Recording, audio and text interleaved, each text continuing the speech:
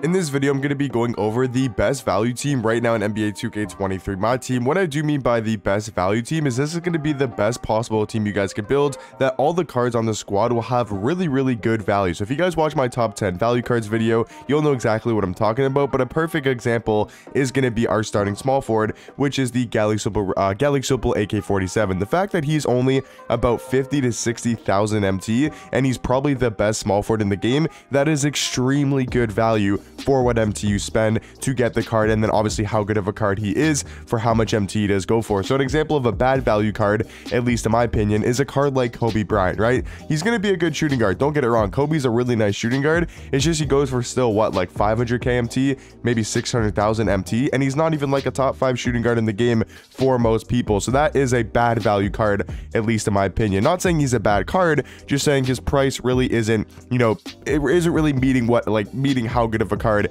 he actually is. So for example, AK is probably one of the best, if not the best value card in the game, and I'm just going to be building a squad with all the best value cards at that position. So our starting point guard is going to be this pink diamond Luke Walton, who I do think is probably one of the best value point guards in the game, because he only goes for about what, 15,000 MT, maybe 17,000 MT at most, and he's going to be such a good point guard in game. Like another example of a bad value card could be like a Ben Simmons or a Magic, because those cards go for so much more MT than Luke Walton, and you can argue Luke Walton is better. So value wise, he's going to be a better point guard. He's 6'8", with really good defensive stats, 92 steal, 94 lateral quickness, 92 perimeter, 92 interior defense, and then he's also got an 85 block as well. So great defense on your 6'8" point guard. He's got a very capable jump shot, and then I've always said this in my videos, he just moves so quick in game with the ball in his hands. He just feels super fast for a 6'8" card, and like I said, I think he's one of the best value point guards in the game. And then talking about one of the best value shooting guards, and maybe one of the best value cards in the game,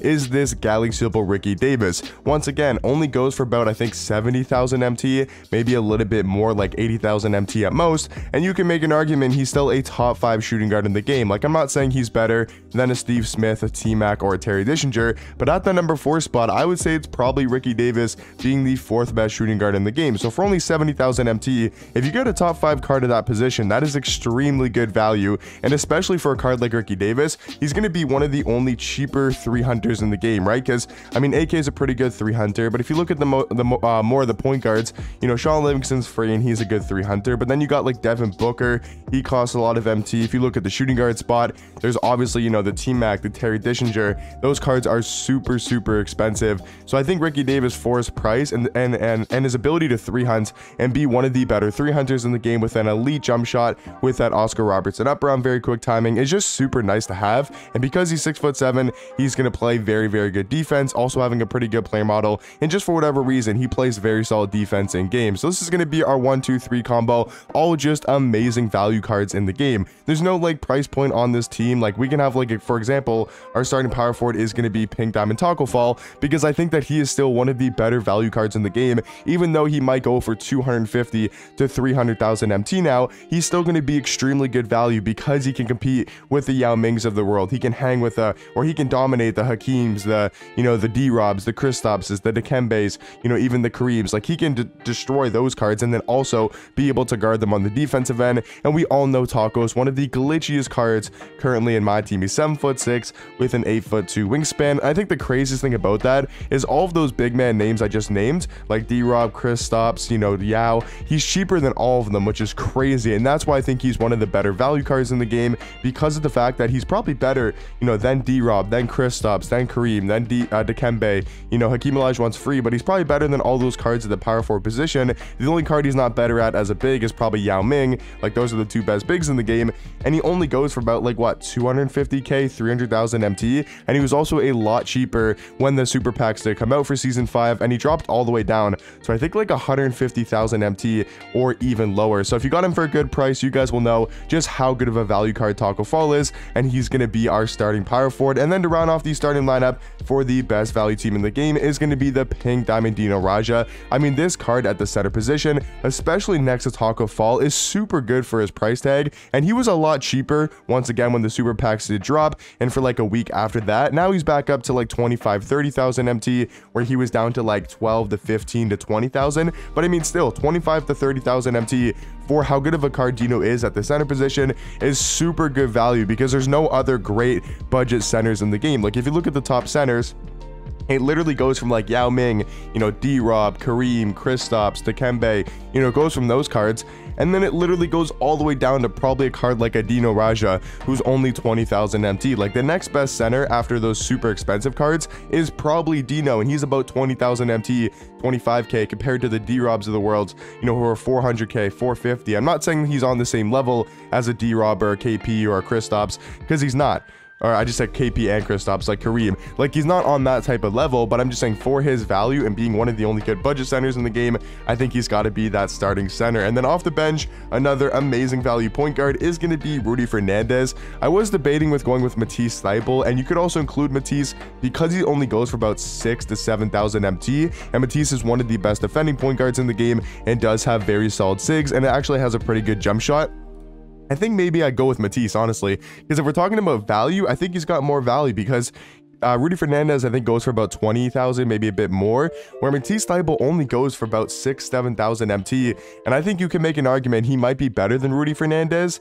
I mean, I don't know. I think it's really close between Matisse and Rudy, because Rudy's another really good point guard, so you guys can really decide who you want to go with between Rudy Fernandez or Matisse Thybulle. I think they're both great point guards. Rudy Fernandez being more of an offensive card, a guy that's got a great jump shot. He's got the Curry sig, so his movement's going to be super elite. And then you look at a card like Matisse Thybulle, who is going to be one of the best defending point guards in the game for only about 6,000 MT. Off the bench, I will go with Rudy Fernandez. He's still only about 20,000 MT, and I do think he's a better all-around point guard than Matisse Thybulle, so he's going to be an extremely good value point guard to play that backup spot. Now for the backup 2, it's going to be one of the newer budget cards in the game that recently came out, and that is going to be the pink diamond Reggie Lewis. Talking about some more budget cards here off the bench, I mean, Reggie Lewis is a super good two guard for only about 5,000 MT.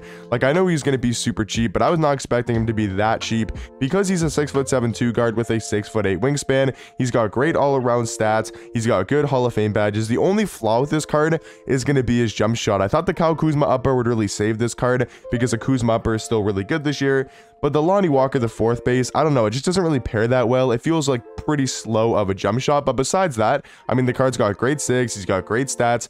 I mean, just all around, he's going to move like Trae Young on the court. Like, he's got some of the best dribble SIGs in the game, 6'7" at the 2, and going to be a very solid defender. Now for the backup small forward position, it's going to be another really good defensive card, and that is the Galaxy Football Jonathan Isaac, which is crazy that he's still arguably like a top 7 small forward in the game. Like, if I'm trying to rank my small forwards, I'd probably say he's like number 7, around that range. You can maybe even argue top 5, and for only about 40 to 45,000 MT, I think that's going to be extremely good value. He's 6'11" with a 7'2" wingspan. Still has really good defensive stats, 98 block, 95 steal, 97 lateral quickness, 95 perimeter, with a 95 interior defense. I mean, the card is just super well rounded, but mainly it's just going to be a great lockdown defender with tons and tons of Hall of Fame defensive badges. And then for the backup 4, it's going to be another card that's probably better at the small forward position, and that is going to be the pink diamond Jonathan Bender, who goes for a little bit more than Isaac. I would say he might go for about 60,000 MT, maybe 65k at most, and I think he's a little bit better than Isaac just as an overall card. I mean, Isaac's definitely the better defender, but then Jonathan Bender's got the better jump shot, he's got the better dribble SIGs, he's 7 foot with a really good player model. I mean, both are extremely good value cards, because, you know, Jonathan Isaac only about 45,000 MT to 50k, right? And then you look at Jonathan Bender, he's only about 60 to 65k, and these are some of the best small forwards in my team. Like, I think Jonathan Bender is still a top 5 small forward in the game, and Jonathan Isaac is for sure still top 10 in my opinion. So both going to be extremely good cards to have off the bench at the backup 3 and the backup 4. And then to round off the best value team in the game, there wasn't really too many centers to go with, so I did go with the pink diamond Diop card, because once again, just like Dino, I'm not saying he's on the D-Rob level, he's on the Kareem level, he's not on the Kristaps level, he's definitely not on the Yao Ming level, but there's really no other options to go with. There's like Eddie Curry, James Wiseman, but I think Diop is better than both those cards. There's like maybe an Evan Mobley, but he's kind of skinny for the 5. I know Mobley's a really good defender, but I think he's just got a little bit too skinny of a player model to play the center position. So Diop's got a great jump shot. He's 7 foot with a 7'4" wingspan, and he's also going to play pretty good defense in game. 94 3 ball, 94 mid-range, 88 steal, 88 perimeter. But the best thing about this card has to be this jump shot. The Chris Bosh base, always great in my team, especially this year. And then you look at the Oscar Robertson upper, which we all know is the best upper in the game on quick timing. So he does have one of the better big man jump shots in the game currently. And like I said, he's 300 pounds. He's got a great player model. And I think for the center position, only going for about 10 to 15,000 MT, I think he's going to be extremely good value as our backup center. So yeah, guys, I know it's a little bit different of a video. Thought I'd just try out something new, and maybe you guys can, you know, get something from this. Instead of just doing my top 10 value cards in the game, that's a little bit different because I'm not going by position. I want to get you guys like a best value team so you can see, like, you know, if you want to build a squad that all has really good value in the cards, like basically what I'm saying is these are the cards that you guys should be looking to pick up if you're not trying to build like the best team in the game, because then obviously you go for the T-Max, the Yaos, you go for maybe the Cades, the Jimmy Butlers. But if you're not trying to build like a super budget team and you have like maybe 300, 400, 500,000 MT to build a squad, this is the team that I would go with. And just know that every card here you don't have to build this necessarily team. It's just going to be all great value cards that you guys can add to your squad. I think everybody, you know, serves a purpose. Diop, Reggie Lewis, you know, Luke Walton can play on budget squads. Dino can play on budget squads. And then you got AK Taco Fall, who can play on the best teams in the game. Same thing with Ricky Davis if you don't have a T-Mac or a Terry Dishinger. So yeah, hopefully you guys did enjoy. Let me know if you guys want to see more of these different type of videos that maybe aren't what I normally post, but just trying out something new. Just let me know if you guys do like this idea, and I'll continue it in the future. But hopefully you guys did enjoy, and I'll catch you guys in the next one. Peace.